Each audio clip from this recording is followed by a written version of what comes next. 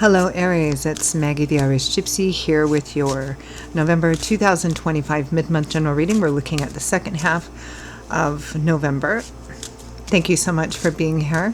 Please do subscribe and like, trying to get to that 100,000 mile marker.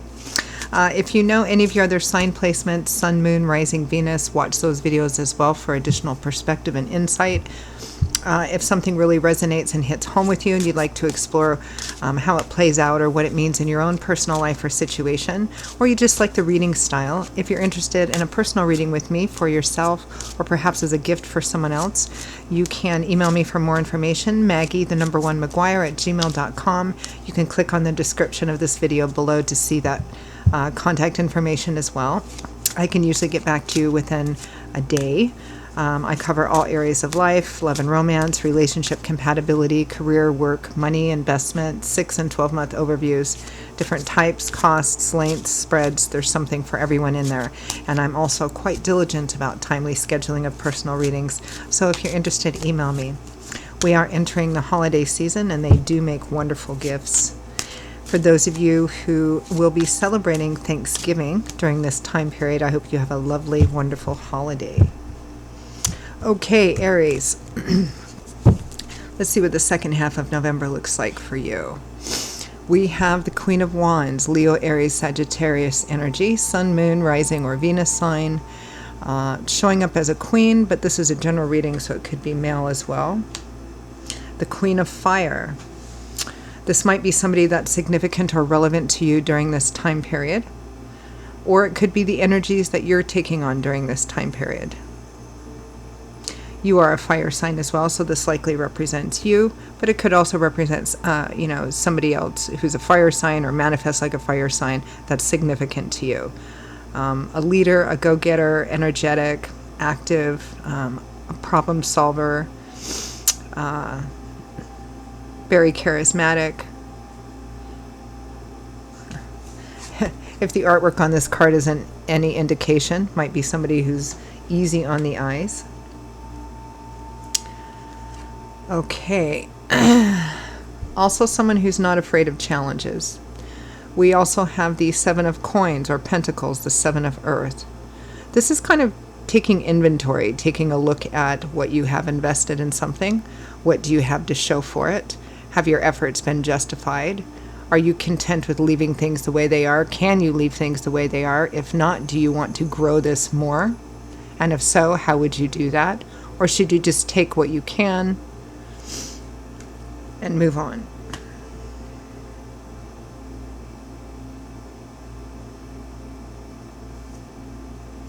We have the Six of Coins, a card that relates to the giving and receiving of things, being philanthropic, needing to be more open to giving, needing to be more open to receiving, or a combination of both of those.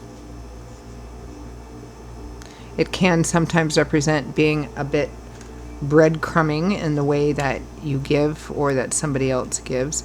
It feels like you're considering either making an offer to someone, accepting an offer. And I mean, this could be romantic, this could be partnership, could be friend. Your crowning energy,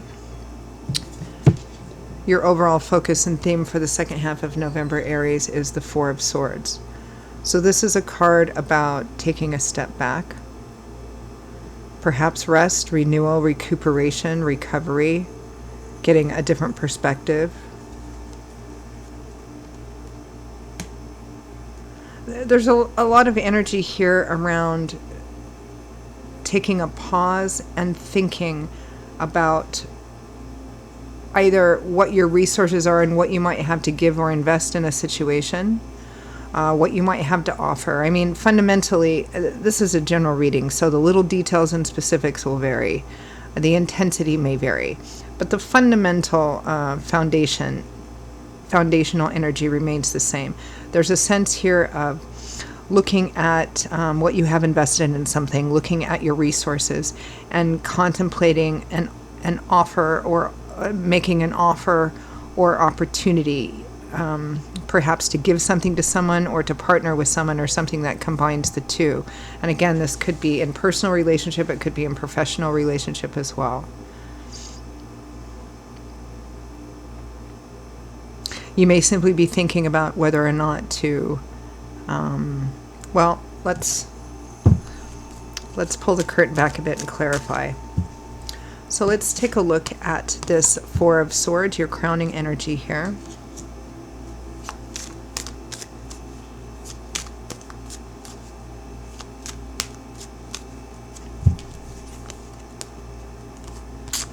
The Two of Cups, partnerships, soulmate, kindred spirit, best friend. So this can be romantic or it can be platonic. It can even be professional. It represents a union that is a really good match. Not perfect, because there is no such thing, but a really good match. You connect in a lot of ways. Soulmate energy. Not always what it's cracked up to be. Typically, they represent partnerships that challenge us to learn and grow and evolve into better human beings on both sides, ideally. We have the Hanging Man and Temperance as well. A lot of energy here about kind of taking a step back to look at a situation, a relationship, a partnership, perhaps gaining a different perspective on it, finding a different perspective on it, realizing that you might have to make what you see as perhaps some sacrifices for this person, for this relationship, or for this partnership, in order to have a better future for greater long-term gain. Because the Hanging Man can represent getting a different perspective and realizing that you might have to let go of something, give something up, or make some kind of sacrifice for future growth and expansion, or for greater long-term gain. Temperance is about moderation and balance, and kind of trying to learn how to adapt and adjust in the midst of change without kind of leaving the center, and maintaining your balance. This looks like an already, I mean, you may be considering entering into some kind of partnership, be it or friendship, or, you know, be it romantic, platonic, professional, and wondering how much you have to offer, or what you can offer, or in fact what you want to offer. Some of you, this is an already formed relationship, friendship, partnership of some kind, and you've already invested a fair amount into it, and you're kind of asking yourself, contemplating perhaps making another investment, proceeding further. Now, in professional, that can be a lot of different things, or friendship. In a romantic relationship, it may be taking things to the next step, a deeper level of responsibility, commitment, etc. Let's take a look at the Queen of Wands.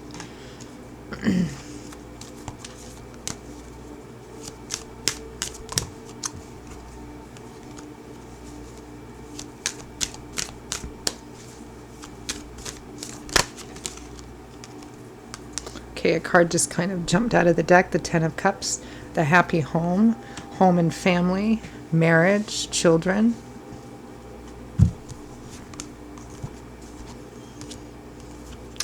The King of Wands. So we have a couple showing here, King and Queen of Wands, which makes sense. We have the Two of Cups, again, partnership, couples. Doesn't have to be romantic, it can be a partnership or relationship of another kind. We have the Empress and Death. Pretty significant cards. I think you're really contemplating a significant choice here in romantic relationships, as this relates for those of you for whom this would be more of a romantic relationship centered reading, contemplating significant change. Now, significant change in a relationship can mean ending it or taking it to the next level. It feels here like you're considering taking it to the next level because that's where it needs to go, or it will kind of die, right? Like wither on the vine kind of thing here. Definitely is about moving things up a notch. It feels like you may be at a crossroads, some of you, where if you want this relationship, partnership to continue, you're going to have to invest more into it, regardless of the nature of that relationship. For those of you for whom this, the partnership here is a great partnership. And now a great partnership doesn't mean you agree on everything. It doesn't mean you see eye to eye on everything. It doesn't mean that you don't argue or debate or, slam the door sometimes. But it means essentially that you fit together very, very well in a variety of different ways, whether it's business, whether it's friendship, whether it's romantic. And you see this person in a very high light, whether you act like it or not. Let's take a look at 7 of Coins, taking stock, taking inventory. What do I want to offer? What do I have to offer? Do I want to offer? Wonder what's holding you back, or what concerns there are. The Knight of Cups, a love-driven offer for those for whom this is a romantic energy. Otherwise, it's love, support, and encouragement that's platonic or business.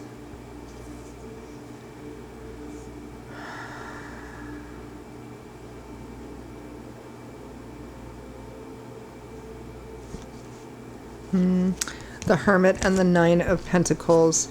I think some of you, well, of course, taking a relationship or partnership up to the next level means a different level of responsibility, obligation, and commitment. It means that part of what some of the sacrifice might be in the Hanging Man might be your independence, self-sufficiency, self-empowerment. Because again, the deeper we get into any kind of partnership, but particularly romantic, nothing exists in a vacuum. There's an accountability back and forth to each side, a certain higher level of consideration on each side for the person and how our choices and actions affect that person in a relationship. It feels very much like you're trying to figure out if you want to invest more in this connection, in this partnership, in this relationship. If you want to, number one, and what are your resources? What do you have to offer? 6 of Coins. Here is the offer card, giving and receiving. Needing to be more open to that.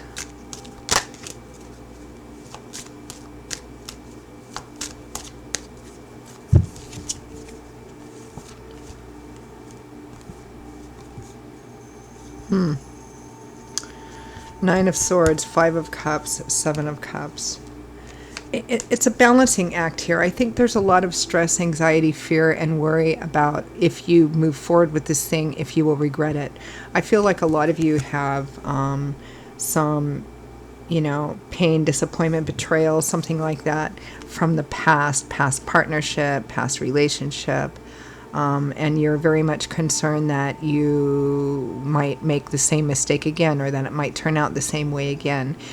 There's a sense here of, for some of you, your fears kind of running away with you from time to time. But the one thing that I do like is the 7 of Cups, because the 7 of Cups is a great kind of balancer for the 9 of Swords, which is obsessive worry, stress, looking at the future, trying to figure out what something is going to be like, but it's like always the worst possible thing that you can imagine, right? It's not to say that concerns aren't valid, but this is overthinking and over-obsessing about it in a negative way. But the 7 of Cups is focusing on what it could be, like the possibility and potential of the benefit and the beauty of it, and how it could be. It's kind of like trying to balance those two. It feels like a lot of you are coming from, if it's a business partnership, regardless of the nature of the relationship, past hurts, past pain, past disappointments. Is this going to be a good investment? Is this going to be, can we make it better than it is? I've been burned in the past, or I've had some bad negative experiences in the past. I'm afraid of that repeating itself. Understandable. Can we take this and make it better, regardless of the nature of the partnership? All right, advice, guidance, feedback from Spirit.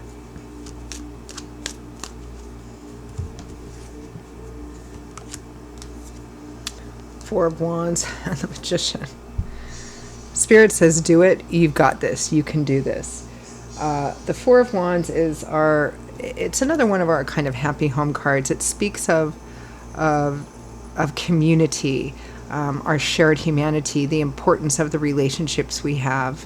And it usually represents, social events that underscores those, because this is like the primary wedding card of the tarot. It represents people coming together in celebration of something, which really brings people together in a way that we can connect with each other. It reminds, friends, family. It reminds us of the importance of relationships with each other, our shared humanity, under the umbrella of social celebrations. So for romantic relationships, Spirit is saying, it's a yes.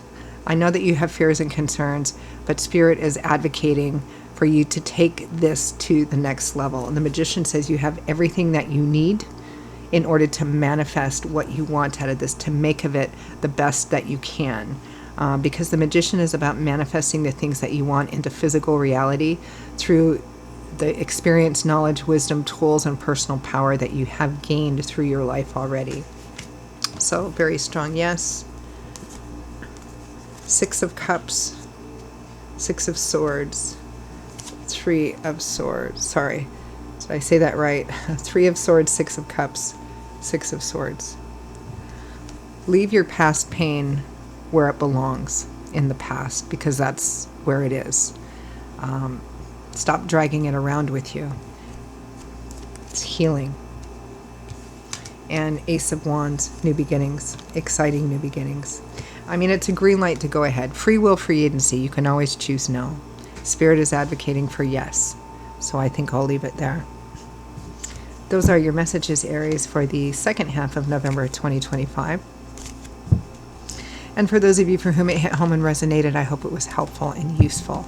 If it did, and you would like to pull the curtain back and explore further about how it plays out and what it means in your own personal life and situation, or you just like the reading style, if you're interested in a personal reading with me for yourself, or possibly as a lovely gift for someone else, please feel free to email me, Maggie1McGuire@gmail.com. You can also click on the description below of this video to see those contact details as well. I would love to hear from you. I will see you all in a short while. Again, those of you who will be celebrating Thanksgiving during this period, a lovely, happy, peaceful holiday to you. I will see you all shortly. Be safe, be well. Many blessings to you, and I hope to see you back here again soon. Bye-bye.